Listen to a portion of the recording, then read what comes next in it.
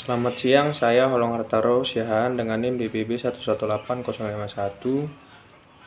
Dengan ini saya akan mempresentasikan tugas bahasa Indonesia bab 8 dengan judul Kalimat Efektif.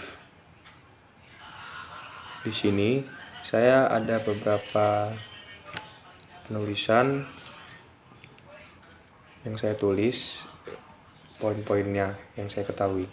Kalimat efektif adalah kalimat yang dapat mengungkapkan gagasan sesuai dengan yang diharapkan oleh si penulis atau si pembicara.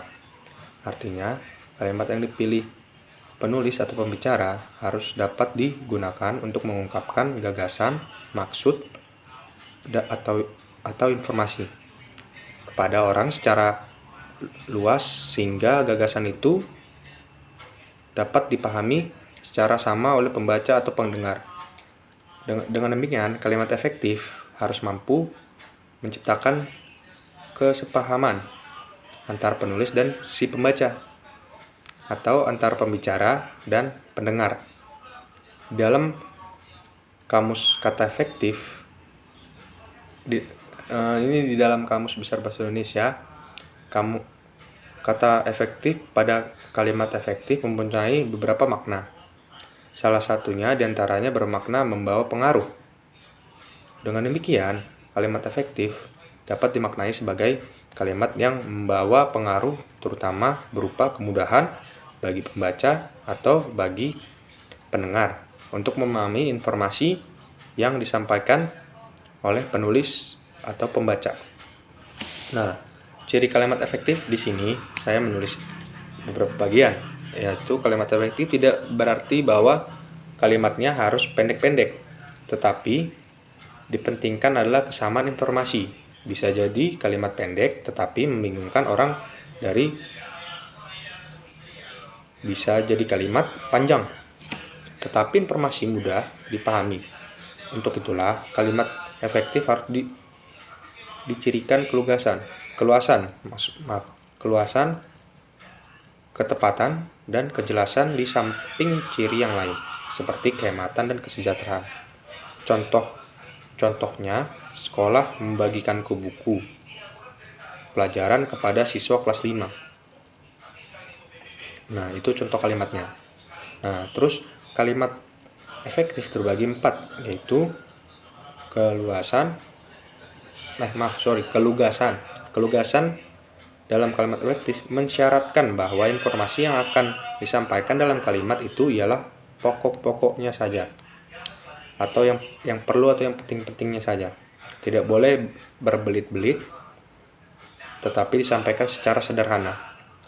Yang kedua adalah ketepatan. Ketepatan dalam kalimat efektif mensyaratkan bahwa informasi yang akan disampaikan dalam kalimat itu harus jitu atau benar, sesuai dengan sasaran, sehingga dibutuhkan ketelitian.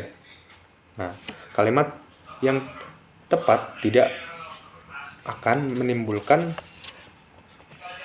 multitafsir, karena kalimat yang multitafsir pasti menimbulkan ketaksaan atau keambiguan, yaitu maknanya lebih dari satu, menjadi kabur atau bahkan meragukan.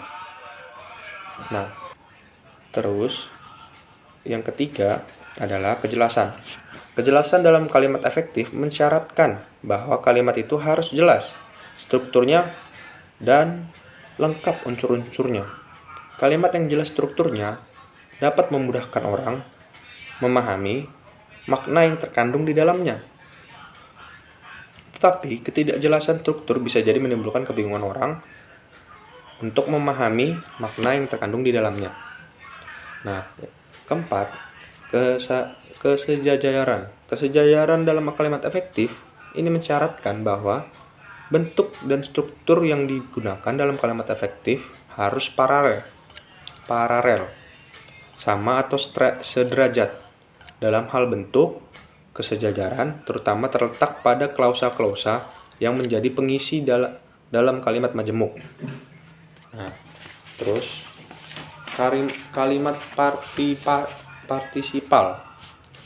Di sini kalimat Air-air ini bentuk kalimat yang berawal dengan verba banyak ditemukan dalam kehidupan sehari-hari, baik dalam bahasa lisan maupun bahasa tulisan. Media massa cetak dan elektronik ikut andil dalam berperan besar menyebarkan kalimat yang berawal dengan kata kerja. Sebagai contohnya, I see her walking to the school this morning, yang artinya saya melihat wanita itu berjalan ke sekolah pagi ini. Yang kedua adalah her house is on walking distance from school. Jarak rumahnya dekat dengan sekolah. Itu artinya. Dari kalimat di atas, teman-teman bisa melihat bahwa